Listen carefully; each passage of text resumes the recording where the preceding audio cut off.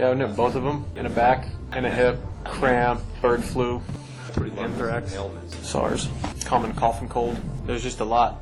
He's either quick to call the trainer, or he's the most courageous guy of all time. Well, obviously, Andy was saying that I have 16 injuries on the last match, so obviously I don't, right? It started as a joke, but this wasn't just banter. Two number ones, one rivalry. From court battles to a locker room clash, who'd claim the last word? Their first showdown lit up the 2007 Canadian Masters in Montreal. Novak Djokovic, a 20-year-old prodigy, was tearing through the ATP rankings. Hungry, relentless, fearless. He was a force ready to reshape tennis. Across the net stood Andy Roddick, world number 3, Grand Slam champion, America's powerhouse. At 5-all in the first set, Djokovic unleashed a masterful sequence of passing shots, slicing through Roddick's game to break serve. He stood on the brink of claiming the set. But the moment weighed heavy. Serving to close it out, Djokovic double faulted, nerves creeping in. The set spilled into a tiebreak. Djokovic's response impenetrable. He seized the tiebreak, then the match. That week was a statement. Djokovic didn't stop there. He outclassed Nadal in the semifinals and toppled Federer in the final. He claimed the title, joining Boris Becker as the only player to defeat the world's top 3 in a single tournament. Djokovic didn't just show up. He bulldozed his way into the tennis elite. A year later, they clashed again. Dubai, 2008.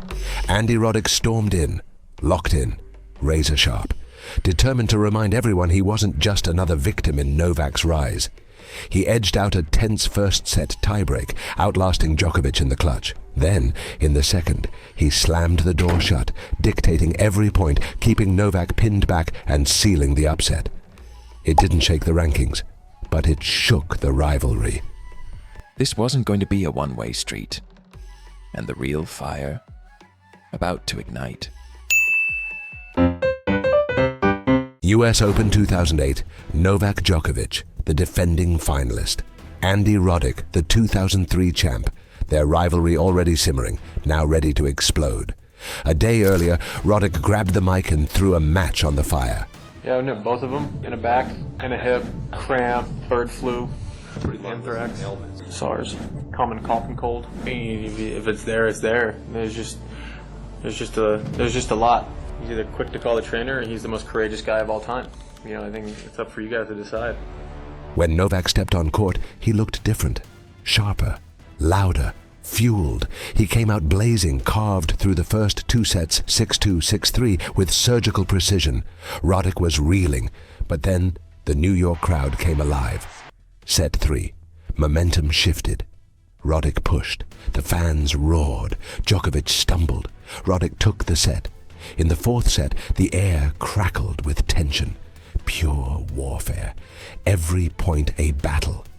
At 5-5 in the tiebreak, Roddick surged forward, pounding away, but Djokovic held the line. He defended like a cornered animal, absorbing everything, refusing to break. Roddick tried a drop shot. It died.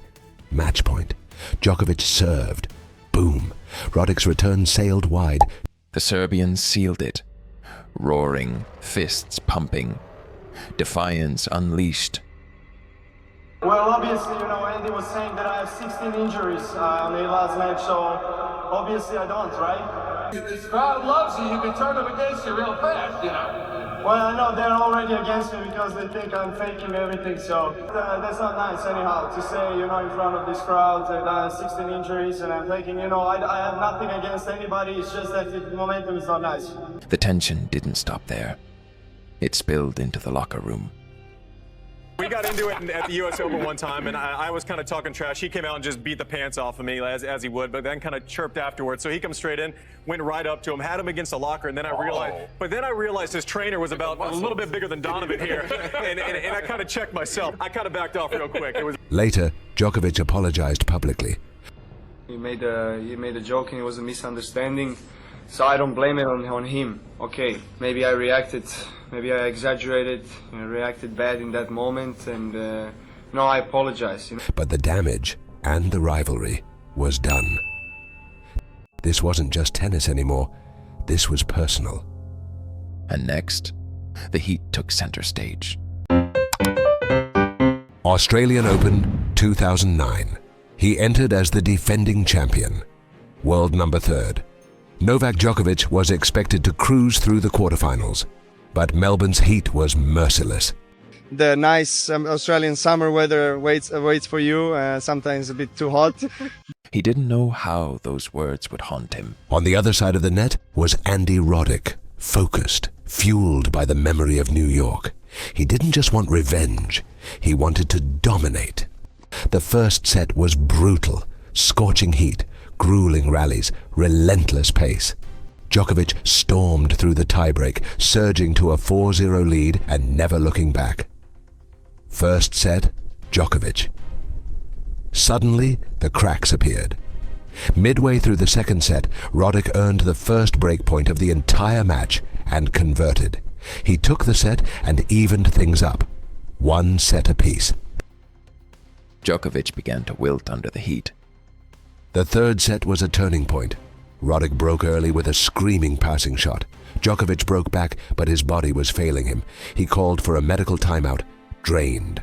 In that third set, I just started dropping with a 20-30 kilometers per hour first serve, and obviously that longer rallies are not comfortable for me. Roddick broke again, then again. The set disappeared, 6-2. The fourth set began. Djokovic fought, saving 4 break points, but his legs were gone. At 1-1, Roddick broke to love. And Djokovic stopped. He looked up, glanced at the umpire, and retired. For the first time in history, the defending Australian Open champion had retired mid-match. Afterwards, Roddick didn't sugarcoat it. You know he's hurt, and all you want to do is just deliver that knockout blow. You don't want to keep playing that game of wondering if he's going to do it or if he's not. Or I don't want to see anyone go out. But at that point, I was happy that I was able to kind of get that last break in there and get that last blow. And if anything, it just gives your peace of mind a little bit of a rest. Well, look, I mean, it's easy for you to say. I mean, if you can, I know, if you come into my body, then I'll be more than happy to hear what you think about playing. But sympathy was scarce. Well, I mean, it's happened before. So, I mean, it's not the guy who's never given up in his career, So that's kind of disappointing to see, when you got 2 top guys playing each other and you give up. I mean, he gave up against me last year because of sore throat. I've only given up basically once in my career. I can move because of my back, But I think Andy pushed him there. Probably would have run away anyway with the match. So I think Andy completely deserved the match. The heat exposed Djokovic, but Roddick didn't hesitate. Together, they stopped him cold. Just weeks after melting under the Melbourne sun, Novak Djokovic, defending champ in the desert, faced a familiar foe, Andy Roddick.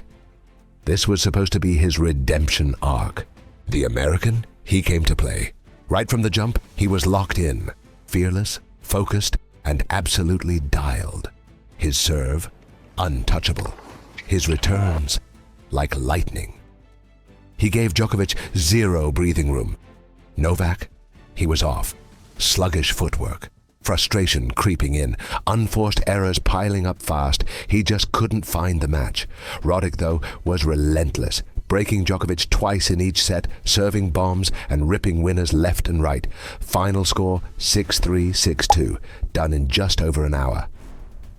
Novak's redemption? Yeah, that'd have to wait. Fresh off dismantling Djokovic at Indian Wells, Andy Roddick faced him again, this time on the hard courts of Canada. Novak was hungry to settle the score, but Roddick, he was already living rent-free in Djokovic's head, his confidence sky high. 1 break was all he needed to take the match. No drama, no chaos, just clean, dominant tennis. 3 straight wins over Djokovic in 2009, all in quarterfinals. The rivalry was tilting. Cincinnati, 2010. 1 year later, they met again. Djokovic came in looking for revenge, ready to shake off the sting of past defeats. But Andy Roddick came out firing. Big serve, full intensity, déjà vu. Djokovic just wasn't himself. His rhythm, off. His confidence, shaken. The American could smell blood.